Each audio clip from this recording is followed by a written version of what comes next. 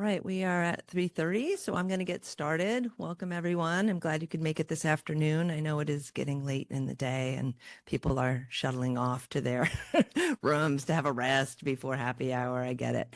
But thanks for being here. My name is Susan Kimball. I'm the head of Access Services at Amherst College, and I'm here to talk to you today about eReserve Plus, a FOLIO course reserves app.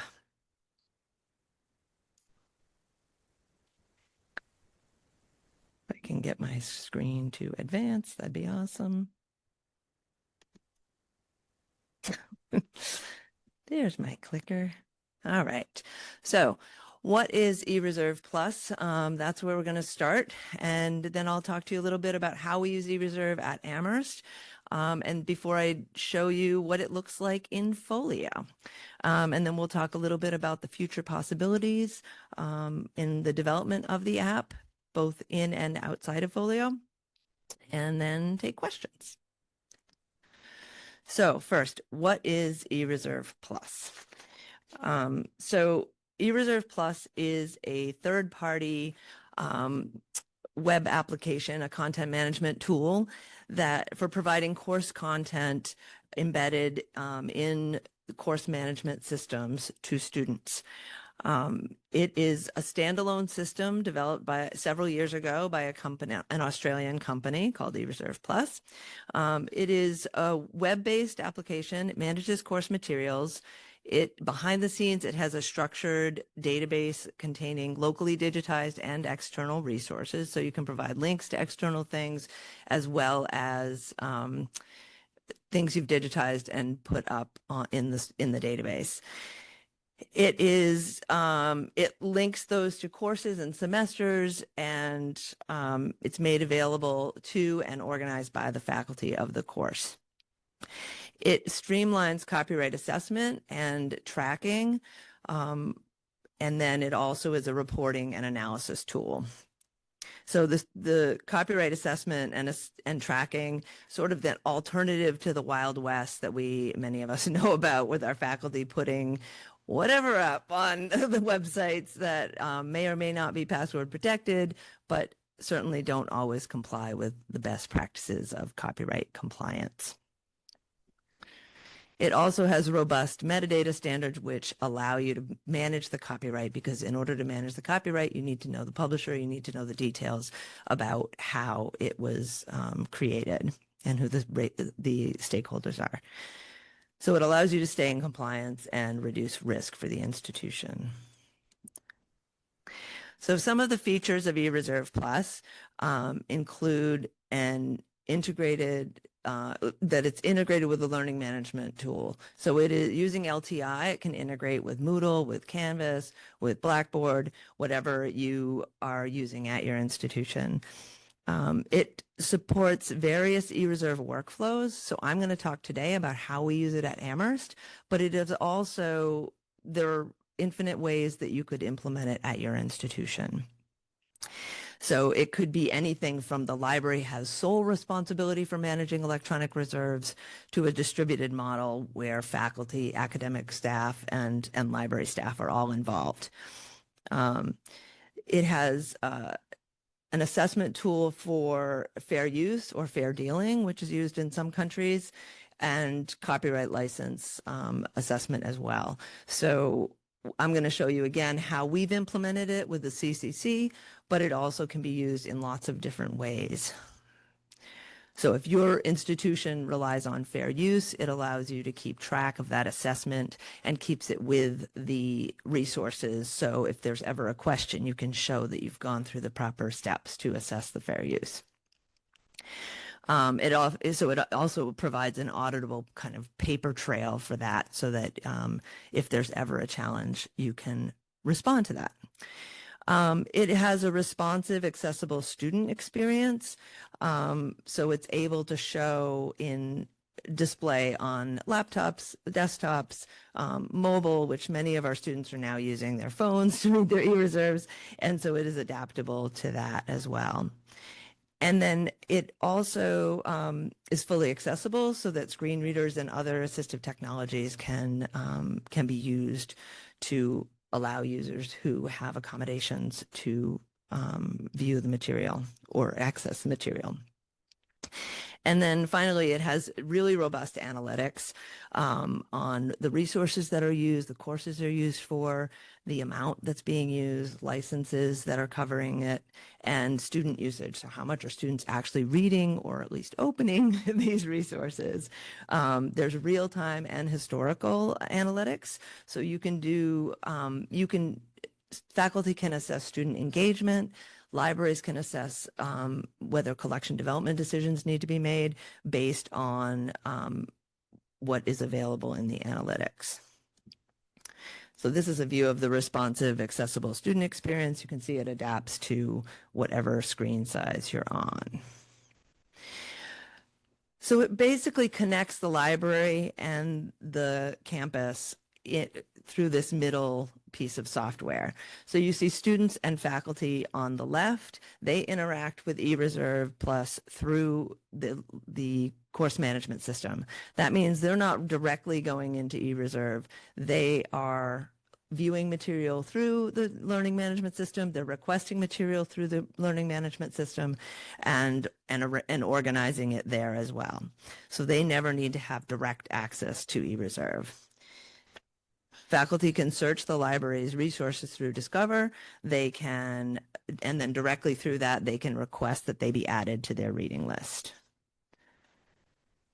And in some cases, add it directly, even though that's not how we do it at Amherst, but it's possible.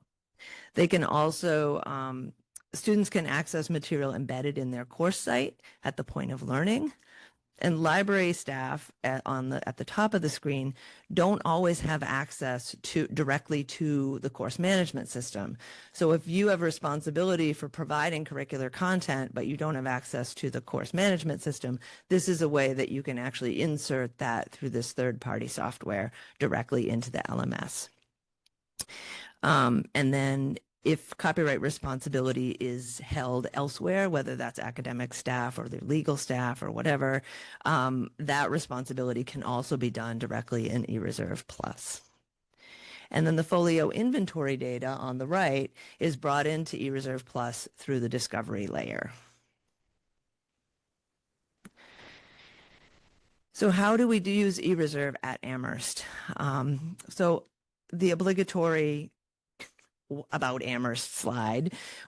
Just to give you the context, we are a small liberal arts college in Western Mass.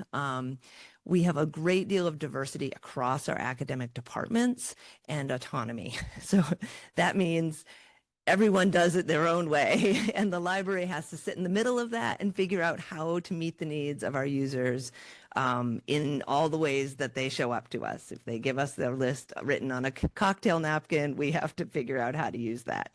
Hand in hand with that, the library has a very strong service culture. So we really want to do our best to meet the needs of our users, and that means that we take the cocktail napkin, such as it is. It's gotten better. We're training them. We also are in a consortial environment. So we share a library system, a FOLIO implementation with the 5 colleges, which is Amherst, Smith, Mount Holyoke, and Hampshire colleges, and the University of Massachusetts Amherst. And so that is a complicating factor, but it's a factor that comes into play as we think about how to move forward with eReserve and FOLIO. We have shared a library system as long as we've had a library system. We've had a single library system from LS2K through III to Aleph, and when we finally moved to FOLIO in July of 2022. Oops. Let's try that. So here's how we got to eReserve Plus. Prior to implementing it, I started at Amherst as the science librarian, and my first eReserve job was to put up static links on pages. And those pages were on the library website, and they mostly pointed to science e-journal content because that was what was available in 2001. And it wasn't until about 2009 that we decided we wanted to expand our eReserve offerings because faculty were starting to ask for things like book chapters and articles that were not available electronically, that we needed to be able to digitize and make available as a PDF file. And the HTML pages, we had to solve where are we going to put all these PDFs? So we created what served us very well for years, a homegrown system that was built in Drupal, which was a content management system that we had just implemented for our whole website. And it allowed us to expand to these chapters and articles that were not born digital. And it really did do us a great service, as you can see, for more than a decade. Around 2018 is when we started saying that this might not be our long-term solution, that we might need to seek an alternative. A major Drupal upgrade was always like right on the horizon. We're going to upgrade to this version any minute, and it's going to basically be an all-in or all-out situation. You're either going to have to upgrade our eReserve system that we had built from the ground up, or we were going to have to look to another solution. Well, we decided to move to another solution. And what we ended up looking at was sort of, as we did a survey of the eReserve systems out there, we found eReserve Plus, which we hadn't really known about. It's an Australian company, as I mentioned. It wasn't really on our radar. And when we found out about it, we sort of fell in love instantly. We started a trial in March of 2021, knowing that we really needed to implement. We needed something for the fall because Drupal was getting upgraded over the summer. So we were not going to be able to use our old system. So we really started this really robust trial in March, and the intent was to implement in the fall. So we were simultaneously finalizing our decision about eReserve Plus while we were also laying the groundwork for our production environment. So the good news is that eReserve Plus has a very well-oiled implementation plan. So it was basically 3 steps. We needed to ingest our existing content. We'd been on this old system for more than a decade. We had so much content, and we were able to migrate 4 semesters worth of data, which included the courses and the semesters that they were taught, the metadata about all the readings that were in there, links if they existed, and then my favorite part was we actually got the associated PDF, so all the digitizing work that we'd done for years was able to be preserved when we moved over. It was a critical move to preserving hundreds of hours of cumulative labor that we had put in over the years. We also made an arrangement where, even though we decided only 4 semesters, they had the content for 7 semesters, or 7 years actually. So whenever we had a course that was being taught that wasn't part of the original rollover, they were able to pull that and get it in for us within 24 hours, which was quite amazing. We next had to configure our copyright integration. So as I mentioned, we use the Copyright Clearance Center. So we have the annual license from CCC, and we had been essentially checking every article and chapter manually to see if it was covered by the license. So even though we had big blanket license, a lot of stuff wasn't covered. So we had to look up every single reading. And then this was an integration we were able to say, okay, do we want the CCC integration or do we want the fair use assessment tool? And you can decide based on what your approach is at your institution. And then we configured the Moodle integration. So that we set up so that when you create a reading list in Moodle, it would generate the associated list in eReserve Plus, and it would automatically make that connection between the two on the fly as needed per semester. We also included the plugin, which allows you to embed resources directly into the course content. And then in fall 2021, we went live. 4 years later, we process between 3,500 and 4,200 requests per semester. That's individual readings across all disciplines, with an average of about 65% links to about 35% uploaded PDFs. We have nearly 30,000 articles currently in the database across almost 1,700 courses. So I'm going to start by showing you the end product, embedded resources within our course management tool, Moodle, and then I'll go back and show you the back end of eReserve. So the eReserve link appears on every Moodle page. So when courses are generated in Moodle by our IT department, this eReserves link is there regardless of any faculty intervention. The faculty can hide it if they don't have eReserves. Sometimes they hide it if they do have eReserves, but don't get me started. That makes it possible for the library to provide eReserve support to anyone, even if faculty never touch Moodle, which is really important. Remember that diversity of our faculty. We have faculty who don't use Moodle at all, and then we have power users and everywhere in between. So we really needed a solution that was going to allow us to show this content to students even without help from the faculty. When a student clicks through, to see their resources, they can see them either organized by the faculty like you see here. So you could have faculty can go in once the content is there and organize it into weeks, into folders, etc. Or they can just leave it as it is. And then if they go straight to the list, they can just the list can also be organized in any order. It can be in no order, it can be in alphabetical order, or it can be in folders. The faculty get to choose how it appears. And again, if they don't do anything, it just shows up in the order that we put it in. And then this is the final screen. It's a little hard to see without the context around it, but this is an embedded, these are embedded links within the content of the course. So this is in week 4. The student opens the week to see what's up this week. It actually is this week. And you can see these readings. You can see they have the ability to see if it's a required or recommended reading. They can open it using the open link. And these, it tells one is a book chapter, an uploaded PDF, and the other one is a journal link, journal article with a link. And so that is how they access those materials directly in the course. Research shows that there's greater engagement with students who have the readings embedded in the course like this. Again, this isn't required, but the plugin in Moodle allows this to happen so that faculty have more ability to engage with have the students engage with the content while also managing the copyright of it. So we're not worrying that they're putting stuff out there that we're going to get sued for.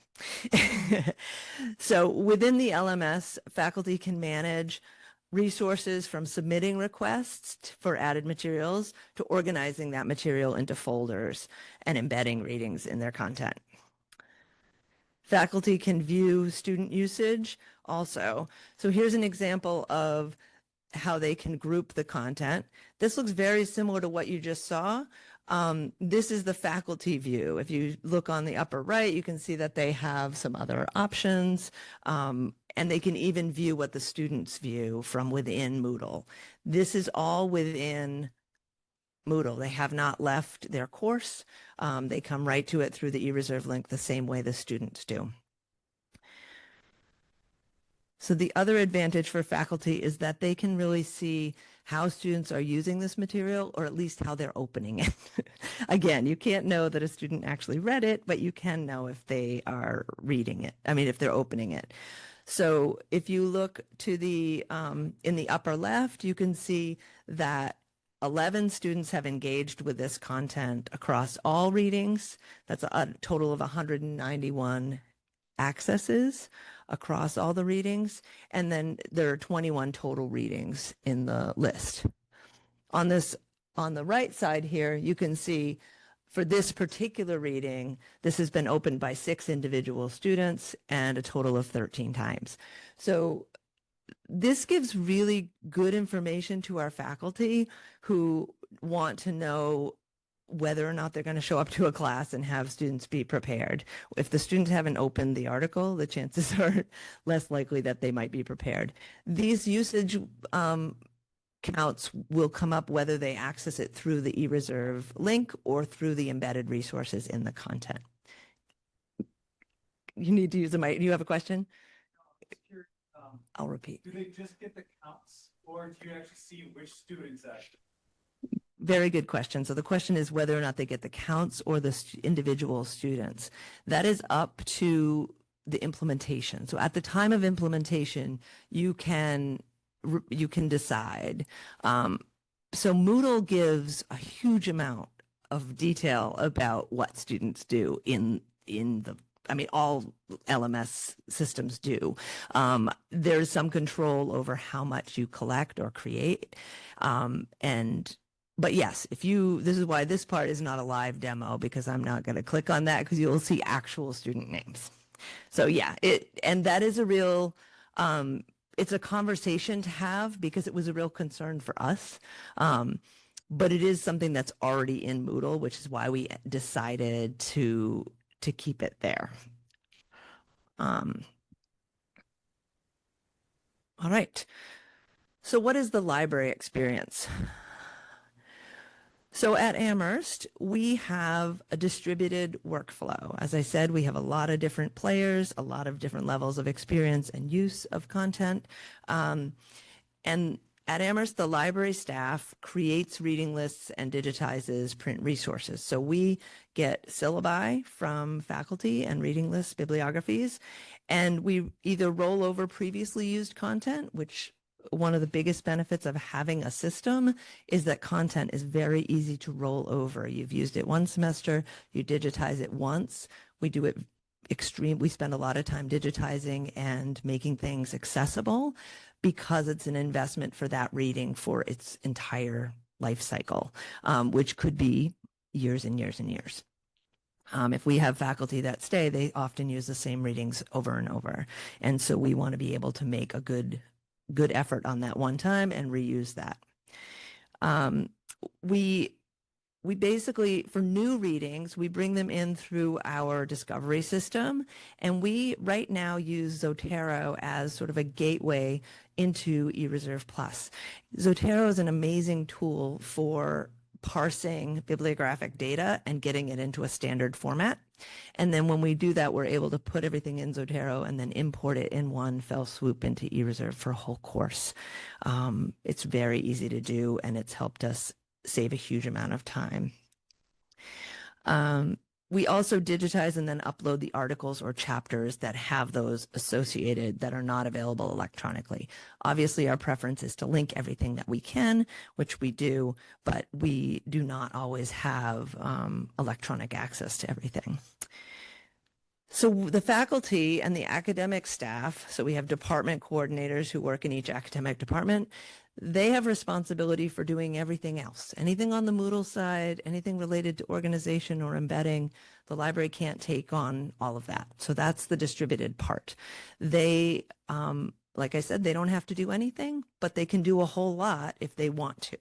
So once the metadata is in eReserve, they can go ahead and do that, all that work. Copyright management currently is outsourced at Amherst. So this is only for digitized material. So for links, we don't need to do any copyright management, and eReserve knows that, and it automatically makes material available to students that have a link.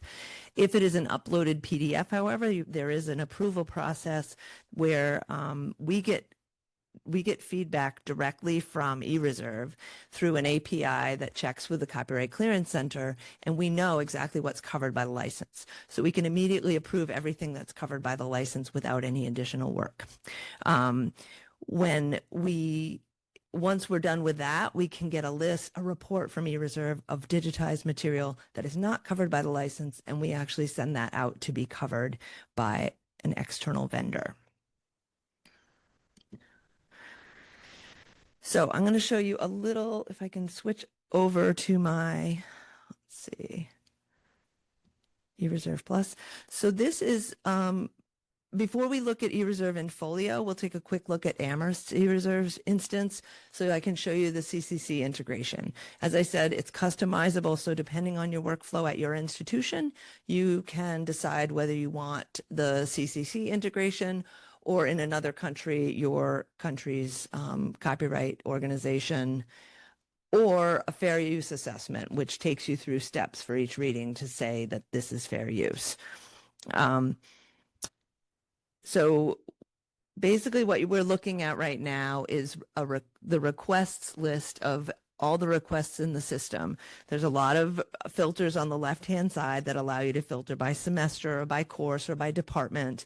You can also filter by processing status. So if you're just going through and checking copyright on everything, you can look across the whole semester and see what's unprocessed.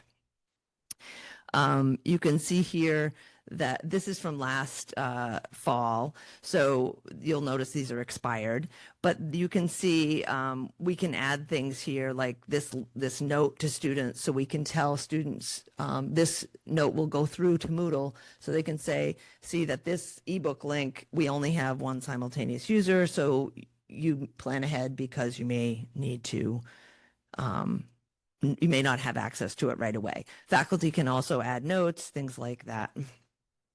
I want to show you what the copyright looks like. So I'm just going to go to one. Again, this has already been approved because this is from last fall. But if I open this up, I can see at the top that it says that license permissions are available. So that means that it's covered by the annual license. A staff member just has to click the button where you can see the CCC license. A staff checked it in July last year. You can also see the red warning signs. So eReserve has all of our readings in it. So it can alert us if there might be a copyright. We might exceed the amount we can use based on not just items in this course, but items from the same book that might be in other courses for the same time period.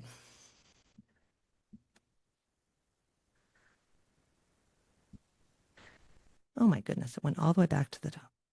Oh no, that's not my wrong slide. Let's go back here. All right.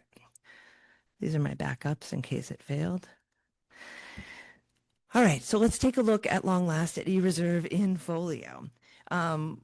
eReserves is one of the first third-party applications developed within Folio, realizing the promise of the open architecture model of the entire Folio project. For those of you who've been with the Folio community for a long time, like before it was even implemented anywhere, one of the promises of this conceptual framework for the system was that we'd be able to, it was designed to support multiple tools to do things differently or to do things that didn't exist already in Folio. So this represents one of the first proof of concepts of this, how this could work moving forward. eReserve Plus is a company that offers its subscribers the option of installing apps directly in Folio, while also using the standalone web application to manage the same content. So where we saw this slide before, we're going to be moving the library and copyright staff from directly working in eReserve to now being able to work within Folio, so that the same content is in the Folio app as is in the standalone app, and you would have access to both. So it's an identical back end, and you see changes immediately, and those changes would be shown. If you made a change in the Folio app, you would see it in the eReserve standalone, and you would see it in Moodle immediately. All right, so let's take a look.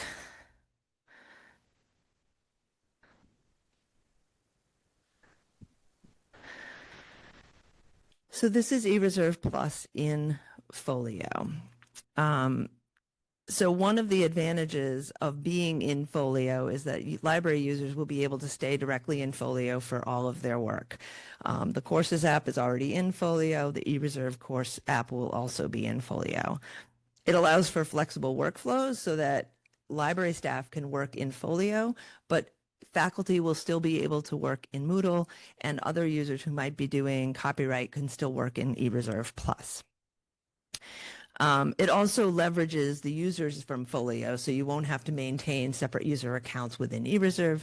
You'll be able to use them directly from Folio. That's how Moodle works now. We don't create users for students or faculty within eReserve. They just get passed through from the Moodle credentials. So this is the Insights page. It provides quick visual analysis. You can filter by lots of different ways, by semester, or by department, or by course even. And and it gives you some sort of on-the-fly analytics about different types of things, what's required versus recommended, how many links versus files, etc. I'm not going to go into great detail here, but this represents really the tip of the iceberg when it comes to the data. eReserve is keeping a lot of things, and you can get a lot of really granular data. And they have, in addition to the analytics dashboard here, you can also see there's a copyright report to give you, this is what we get when we send that off to our third-party vendor to help us with that. And then the utilization report, so you can get details about how resources are being used. There's also, in addition to the canned reports, APIs are also available to interact directly with the volume of data about usage and resources on the back end. So this is a similar, this requests is the sort of the parallel to what I just showed you on the Amherst side. Requests are basically just readings. Each one of these is a reading. You can see the journal articles, the PDFs, links, etc. So essentially, when you're in requests, you can see things across all kinds of different courses. This is the same as on the Amherst side. So you can see there are some that are in a submitted status, which means it's just been submitted by a faculty member and needs to be reviewed. It could be in processing, meaning we might need to add a link to it or add a file to it, or maybe it just needs copyright approval. Some of these have just been submitted. There are some that say needs review. Those are things that might need metadata review. And then there are some that are available. So these are already available to students in their course.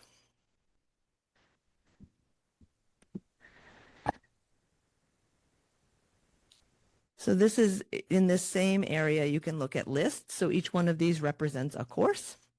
And you can see some of these, this is test data. So you can see the number of resources that are added to each of these in the little yellow box. And I'm going to go to one of these to see what these resources look like. This is where you would go to organize things into folders. And you can see here, there are some that are not in folders and some that are in folders. And then from here, you are able to take action on these. So you're able to review them, change the reviewer. So if you are an organization that has multiple eReserve staff, you could assign this to another person. You could reject it at this point. You could say, we didn't get copyright for this, and I need to immediately take it down. You can delete resources, and you can hide things from students. So when you look at something, you can see that it's currently being reviewed by a support engineer. And you can also see, from here, you can also decide to reject or approve a particular resource. All right, the roadmap includes enabling all current eReserve functionality in the FOLIO app. And current eReserve customers hosted by EBSCO can deploy the FOLIO app now.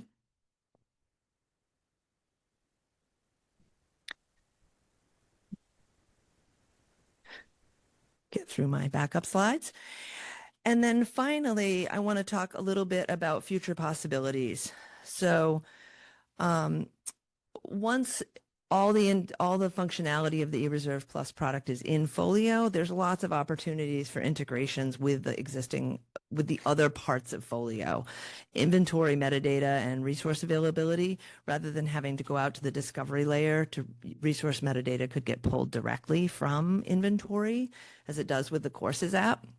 Acquisitions, there's lots of opportunities, both for the acquisitions modules and external databases like Gobi and Mosaic for workflows that could trigger purchases directly within eReserve and tracking of acquisitions, and then potentially searching for ebooks and things like that in Gobi Mosaic and submitting the requests that way. And then from the license app side of things, potentially surfacing license limitations or things like that from licenses. And then on the pipeline for eReserve Plus more broadly, they are implementing a browser extension to harvest metadata directly. So that might allow us to eliminate Zotero as an intermediary. Some end user broken link reporting, which would send along the details of the broken item so that it's easier to simplifying reporting and expediting resolution. Messaging between faculty and reserve staff. So you could have a conversation about clarification of a citation directly in eReserve without having to go back and forth to your email, which would be helpful. And they're doing a lot in the way of accessibility. So automatic delivery of accessible versions on demand. So if you have a student who's identified in the LMS behind the scenes as needing an accommodation, they can automatically be served up a alternate version of a reading. It could be an audio version, a large print version, etc.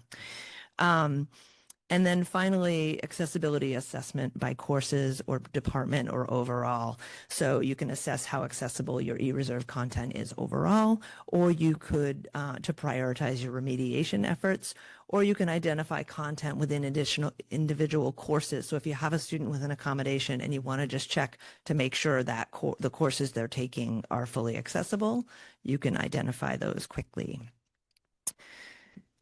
All right, that was a lot. I want to see if there are any questions.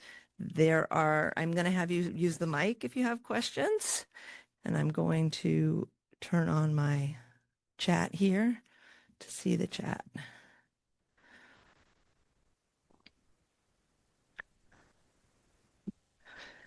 So David, I'm not sure so the eReserve Plus doesn't work yet with Courses app, but it could. One of the things I didn't mention is that there is support in eReserve for physical materials as well. It's not something we're using currently, but it is definitely something that I think there would be a lot of opportunity for integration down the pipe if it is once the functionality is built. I think there's a lot because anybody who knows the Courses app knows that there's some room for improvement there. And Louisa, I would like to know if Courses will continue to be used for physical reserves and eReserve for electronic. Yeah. So I think there is some possibility. I think that there is a possibility that eReserve Plus could, with its support for physical resources, become the one-stop shop for all resources.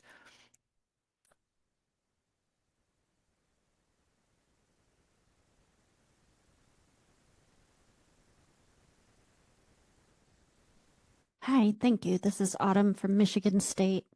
Just wondering if D2L or Desire to Learn is among any of the learning management systems that eReserves works with. I believe so. It basically uses the standard LTI. So any system that uses LTI. So it should be able to. Yeah. Okay, cool.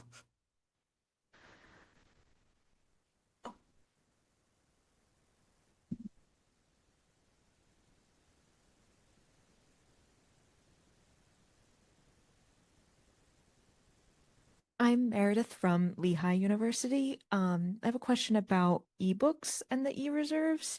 Because we get professors who want to use ebooks for their classes. And how does that work with eReserves and copyright? There are those ebook, if a professor wants the full ebook available to their class, do you have to field them in a different direction?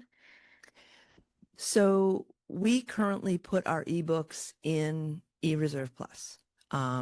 You may have seen one of the folders was like course textbooks so we do put them in eReserve Plus. I know some of my colleagues in the 5 colleges use the Courses app for ebooks.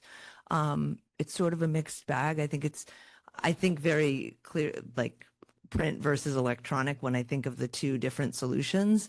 I mean, an ebook is essentially, you could sort of treat it as either, but it's always going to be a link as opposed to an uploaded PDF. So that's sort of why I put it in the camp of eReserve Plus, because anything that is a link is essentially electronic reserves in the way I think about it. Yeah.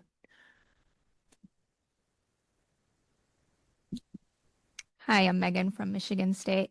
stop me if this is too technical, but you mentioned earlier that eReserves had an API endpoint to get the data out. For the FOLIO integration, do you know if there are equivalent endpoints in the FOLIO API that get data out of eReserves, or do you have to query into eReserves API to get the data out? Well, right now, I think the latter, because I think eReserves, all the data is sitting in the eReserve database. It's not right now integrating at all with the Folio database. So, and the data that you would be pulling out would all live in the eReserve database. So I said you can get to it from the standalone, you can get to it through Moodle, you can get to it through Folio. It's all the same. There's only one thing that you're getting to, right? And that's where the API endpoints would go in. Thank you. That makes sense. Sure. Other questions in the room?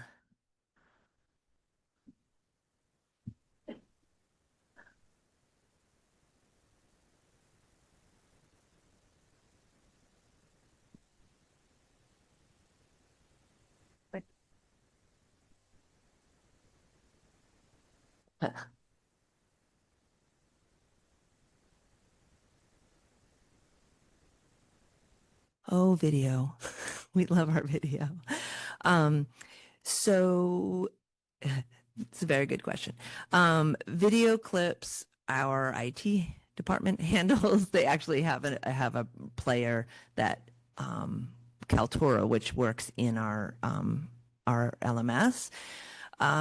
Video clips are extremely complicated. We are moving much more to streaming video and streaming video sites because we're able to do it from a licensing perspective. It's created a bit of a bifurcation, however, of content because some is in Kaltura, some we link to. If we have it electronically, we put it through eReserves. So we actually have a link on LMS, you might have seen it, that says video reserves. But then, unless it's a link, and this is a relatively new problem, relatively, I say, like 5, 6, 7 years, so not super new. But videos that we link to have become a larger portion of our video reserves. And so it's very confusing to explain to students, well, it's video reserve, but it's not there, it's in your eReserve. So we've started creating a folder for ebooks and a folder for video within eReserve when there's multiple content types because it clarifies it a little bit, but the video is still kind of the Wild West. If anybody has a solution for that, I'd love to hear it. Other questions?